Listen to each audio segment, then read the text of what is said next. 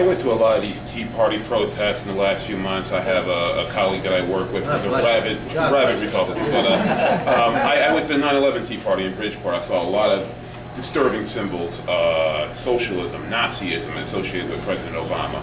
A lot of what I would consider disturbing remarks about yourself being said by so many people. Are you concerned about the tone that out there in the country by some people who are opposed to you or President Obama in terms of like socialism, Nazism, racist remarks? 9/11, I saw at this 9/11 rally, I saw people doing a kick line. They rewrote the words to New York, New York, to make it a partisan thing. Now this is on 9/11.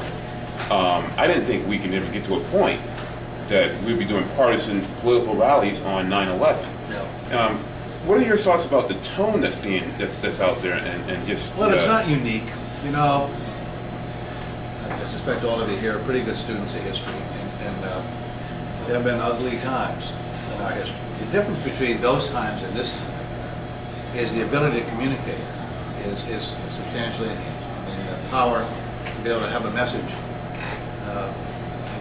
fly across the country, around the world instantaneously is very different. Although certainly the stuff that Lincoln went through, or that other political figures have at times during periods of great national debate, have seen some pretty ugly stuff in the past. Now the difference is you can communicate it, and there's a danger. You create environments, and what I suspect there are always elements in our society that are going to do that. What bothers me in a way is that there are institutions that see this as sort of part of their financial gain. One of you just said it was absolutely correct. Planes, the news media doesn't report about planes that fly. And again, I understand they're not going to, but the point is when all you ever want to report about is the things that are not working, or what's wrong, and you then appeal. In a time when people are losing their homes, losing their jobs, losing their retirement, losing their health care, it is a scary time for people, and they are worried, and I understand that, and they're frightened.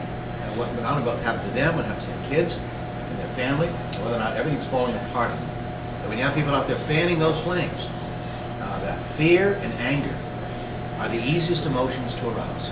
The more difficult ones are the better angel things. Those are the hard ones to bring up and sustain, particularly when things are going south on you. And so I'm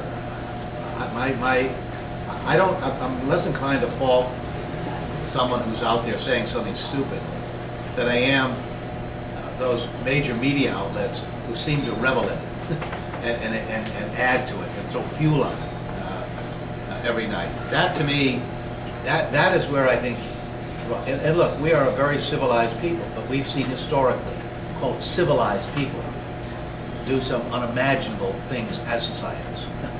I have time for one more hard question. Yeah, sometime we ought to just have a conversation just on this subject matter.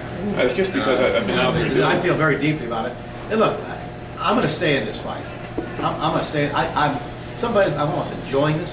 I can't wait for this fight out there. And I don't know who's going to be opponents, whatever else. But I have a feeling maybe I spent all this time for just this moment. and